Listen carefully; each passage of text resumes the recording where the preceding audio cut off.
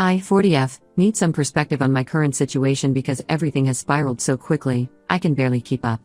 I met Tom, 57M, about a month ago at a dinner party hosted by our mutual friend Mark. I wasn't even planning to attend that night as I had a presentation the next day, but Mark insisted, saying I needed to get out more after my breakup. I had ended a 5-year relationship with my ex about 6 months ago and honestly wasn't looking to date anyone. At the party, Tom immediately caught my attention. He was charming, well-dressed, and carried himself with confidence. Despite the 17-year age gap, he had this youthful energy that drew people to him. We ended up talking for hours about everything from travel to business. He told me he owned a successful company that operated in multiple states and had just bought a beautiful house in the suburbs.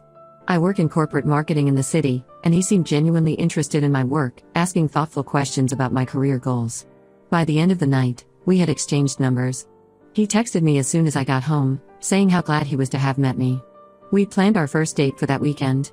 He took me to this expensive French restaurant downtown and insisted on ordering everything, including a $200 bottle of wine. When the check came, I offered to split it, but he almost seemed offended and said a real gentleman always pays. Looking back, this was probably the first red flag I missed. The next day, he sent a massive bouquet of roses to my office. My coworkers thought it was romantic, but it made me a bit uncomfortable since we'd only been on one date. Still, I agreed to a second date that same week. By the end of our first week of dating, Tom was already telling me he loved me. Not just casual I love yous, he went into this whole speech about how he'd never felt this way before and knew I was the one. I tried to laugh it off, saying it was too soon, but he got very serious and said, when you know, you know. After that, things started moving at warp speed. He wanted to see me every single day. If I had plans with friends, he would try to tag along or convince me to cancel. He started making future plans without consulting me first, booking weekend trips, making dinner reservations weeks in advance, even talking about which room in his house would be my home office when I moved in. When I expressed hesitation about any of these plans, he would get upset and accuse me of not being ready for a real relationship. I tried explaining that I wanted to take things slow because my last relationship ended badly. My ex and I had lived together for 3 years before I discovered he had been cheating with a coworker. Tom used this information against me, saying I was letting my past relationship issues prevent me from embracing true love. He said a real man would never hurt me like that and that I needed to let go and trust him completely. Despite my reservations, I found myself spending more and more time at his place. He lives about an hour outside the city in this gorgeous house, and he kept insisting I stay over. He cleared out half his closet and drawers for me, bought me duplicate toiletries, even got me my own coffee mug with my name on it. When I said it was too much too soon, he said I was being ungrateful and that he was just trying to make me feel at home. Last week really opened my eyes to how controlling he can be. I had to attend a major corporate event in Chicago, something I told him about weeks in advance. It was a huge opportunity for my career as I was presenting to potential clients worth millions to our company. As soon as I landed, the texts started. He wanted constant updates about what I was doing, who I was with, when I would be free to talk. During a crucial presentation to clients, my phone kept buzzing. I had put it on silent but could see it lighting up constantly on the table. When I finally checked during a break, I had 37 messages from Tom. They started with "I love you" and "I miss you," but quickly devolved into accusations about me ignoring him and probably flirting with other men at the conference. I stepped out to call him briefly, trying to explain how important these meetings were. He said if I really cared about him, I would make time to check in at least every hour. When I said that wasn't possible, he got sulky and said fine, he would just leave me alone for the rest of the week since I clearly didn't care about his feelings. Things got even worse when I returned home. I had plans to attend a concert with my best friend Sarah on Saturday night. These tickets were purchased months ago, and I told Tom about them when we first met. He said it was fine because his college friend was visiting that weekend anyway. We made tentative plans to meet up after the concert. Throughout the entire concert, he kept texting asking when we would be done. Sarah noticed I kept checking my phone and told me it seemed excessive. After the show, Sarah and I were starving and decided to grab some food at a nearby diner. I texted Tom our location and invited him to join, but he refused, saying they were at a bar 30 minutes away, which was apparently the original plan I had ruined. I explained we could meet them after eating, but he just got more upset. Around midnight, he started demanding I come to his place.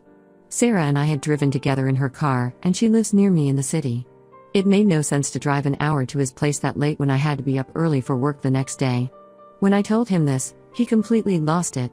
He sent message after message calling me selfish, saying I was throwing away our relationship, and that if I really loved him I would make the effort to see him. When I stopped responding, he started calling repeatedly until I turned off my phone. The next morning, he showed up at my apartment unannounced with flowers and tears in his eyes. He apologized and said he only acted that way because he loved me so much and was afraid of losing me. But within minutes of me accepting his apology, he started talking about how I needed to show more commitment to the relationship. He had already told his family I would be moving in soon. When I said it was too soon to live together after only a month of dating, he got angry again and said I was leading him on and playing with his emotions. My friends, especially Sarah, are worried about his behavior. They think he's moving way too fast and showing controlling tendencies. Sarah pointed out how he tries to isolate me from them and uses guilt to manipulate me when I don't do what he wants.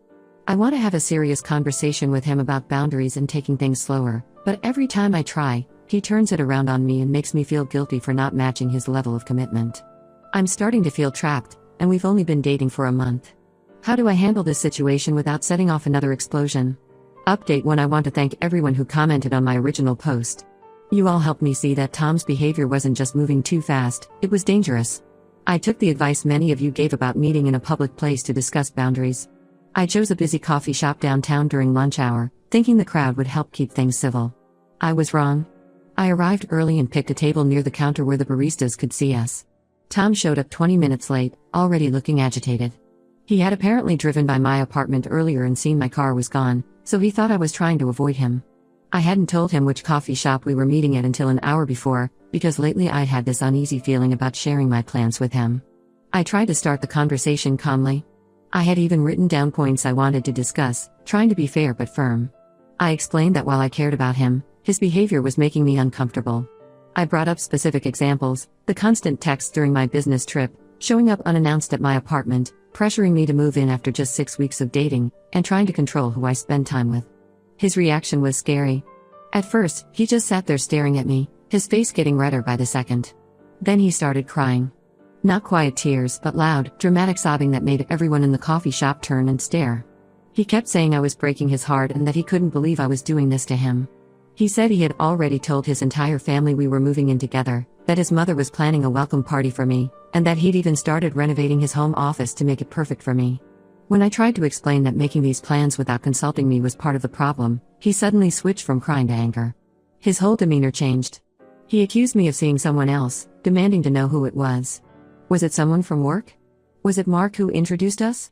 He said my ex must have contacted me again. When I denied this, he called me a liar and said women my age should be grateful that a successful man like him wanted to take care of them. The situation escalated when I tried to leave. He grabbed my arm hard enough to leave marks and said we weren't done talking. A young barista noticed and came over to ask if everything was okay. I used this interruption to pull away from Tom and head for the door, but he followed me, still causing a scene. I thought that would be the end of it, but I was so wrong. That night, the messages started. Hundreds of them from different numbers since I'd blocked his main one. They ranged from lengthy apologies and declarations of love to angry accusations and threats. He said if I didn't unblock his number, he would keep coming to my apartment until I talked to him. He even emailed my work account multiple times. The next morning, I was at my desk trying to focus on work when my coworker Janet rushed in saying Tom was in the lobby.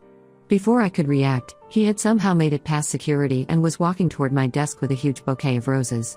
Then, to my horror, he got down on one knee right there in the middle of the office. He pulled out a ring box and started giving this speech about proving his love to me.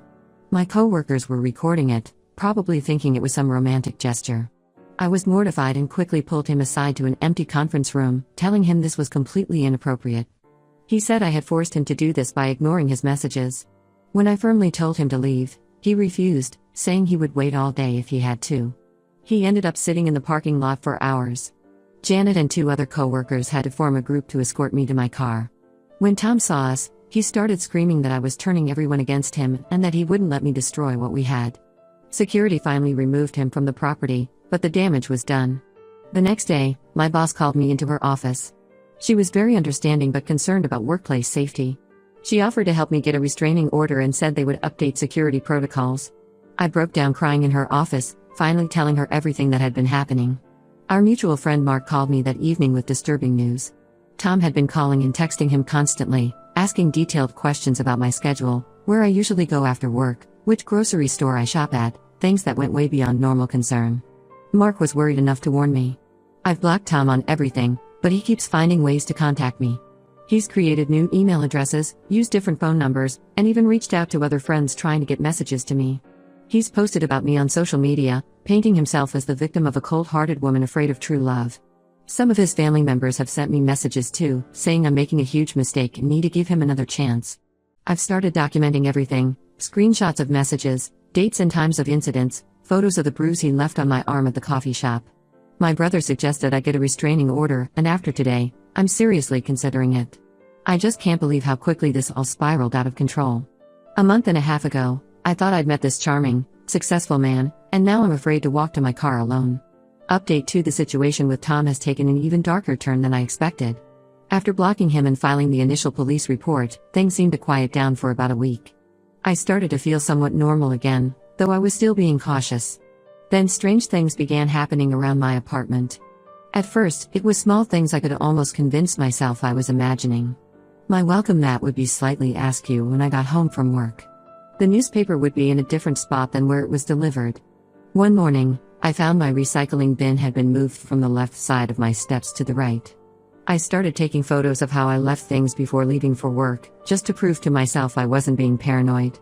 Then last Monday, I found a bouquet of red roses on my car, the exact same kind Tom had brought to my office during his proposal stunt. There was no note, but I knew they were from him.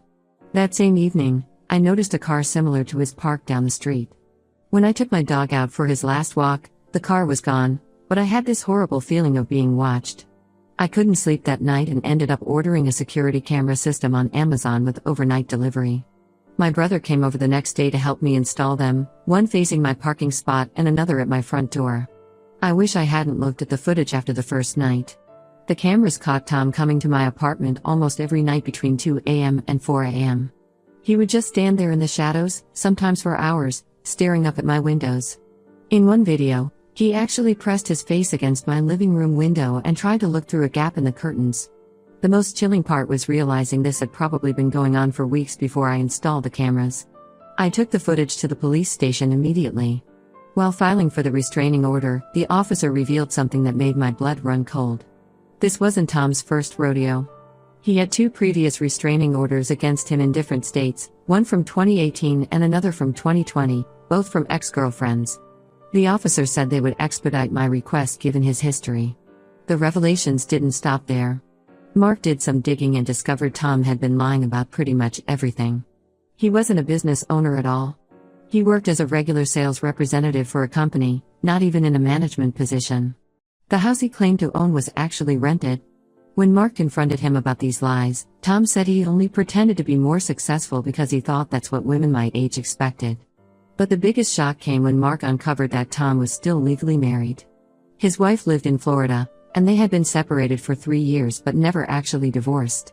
Mark found this out through a mutual friend in Tom's college alumni group. Apparently, Tom had told some people at the dinner party where we met that he was divorced, and others that he had never been married. He had carefully managed to tell different lies to different people so no one caught on. When confronted with this information via email, since he was blocked everywhere else, Tom completely unraveled. He created dozens of new email addresses to contact me. Some messages were thousands of words long, weaving elaborate explanations for his lies. He claimed his marriage had been over for years, that his wife was the one refusing to sign divorce papers, that he had only lied about his job because he was embarrassed, and that none of this changed how real his feelings for me were. Then the messages turned darker. He started threatening to come to my workplace again, saying if I wouldn't talk to him voluntarily, he would make me listen. He sent emails to my entire team at work, telling them I was mentally unstable and making up lies about him. When this didn't get a response from me, he somehow found my parents on Facebook and sent them long messages about how I was making a huge mistake and they needed to help him save me from myself. The final straw was when he emailed me screenshots of conversations I'd had with friends on social media, private conversations from accounts he shouldn't have had access to. I still don't know how he got them, but it made me realize how obsessed he had become with monitoring my life. The restraining order is being processed, but my lawyer says it might take a few more days. In the meantime, I've moved in with my brother and his wife temporarily. I'm working remotely, and my company has been incredibly understanding about the situation. They've even offered to transfer me to our Seattle office if I want to make a fresh start. I feel like I'm living in a nightmare. How did I miss so many red flags? How did I not see that this charming, seemingly successful man was actually a lying, manipulative stalker. The police have warned me that people like Tom rarely stop on their own, and that his behavior is likely to escalate further when he realizes he's losing control. Update 3. I wanted to give a final update on my situation because the events of the past few weeks have brought some closure, though not in a way I ever expected. The restraining order was granted, and I moved to a new apartment in a secure building with 24-hour surveillance and key fob access only. My company has been amazing through all of this. They approved my request to work remotely most days and installed extra security measures at the office for the days I do come in. Unfortunately, Tom didn't respect the restraining order. The first violation happened 2 weeks after it was issued. He waited outside my new building for hours, trying to follow residents in when they entered. Security caught him and called the police, but he was only given a warning. The second time, he somehow got into the building by claiming to be a delivery person. He made it all the way to my floor before another resident reported a suspicious person. When the police arrived this time, they arrested him. While he was in custody serving his 30-day sentence for violating the restraining order, I received an unexpected email from a woman named Rebecca. She introduced herself as Tom's wife, not ex-wife as he had claimed. She had discovered my situation through one of Tom's family members and wanted to warn me about his pattern of behavior. According to Rebecca, I wasn't the first woman Tom had done this to. Their marriage fell apart 3 years ago when she discovered he had been dating multiple women in different cities, telling each one he was single or divorced. He would love bomb them intensely for a few weeks or months, push for serious commitment very quickly, and then become controlling and obsessive. When the women tried to leave, he would stalk them and try to destroy their lives. Rebecca had been trying to divorce him for 2 years, but he kept delaying the process by not signing papers or showing up to court dates. She had her own restraining order against him after he broke into her house one night. She sent me copies of police reports and court documents showing a clear pattern of escalating behavior over the years. The most disturbing part was learning about what happened to the last woman he dated before me. She had to move to another state and change her name after Tom kept showing up at her workplace and harassing her family. Rebecca warned me that Tom seems to get more dangerous with each relationship, and that his current jail time probably won't stop him for long. I took this information to my lawyer and the police. They're building a stronger case against him now, especially since this shows a clear pattern of escalating stalking behavior across multiple states. My lawyer thinks we might be able to get a longer-term protective order when he's released. I've moved again, this time taking my company's offer to transfer to their Seattle office. I didn't tell anyone except my immediate family where I was going. I changed my phone number, deleted all my social media accounts, and created new ones under a different name. My brother helped me sweep my devices for any tracking software Tom might have installed. The whole experience has left me with anxiety and trust issues I never had before. I jump at unexpected noises and constantly look over my shoulder. But I'm also stronger than I was 3 months ago. I've learned to trust my instincts when something feels off, no matter how charming someone might seem at first. I'm sharing this final update not just for closure, but as a warning to others. Love bombing and pushing for quick commitment aren't romantic, they're red flags. I wish I had seen them sooner, but I'm grateful I got out when I did. The police told me these situations often end in violence if not stopped early. I'm safe now, rebuilding my life in a new city and focusing on healing. Thank you to everyone who supported me through this nightmare. Your advice and encouragement helped me find the strength to get out of a dangerous situation before it was too late.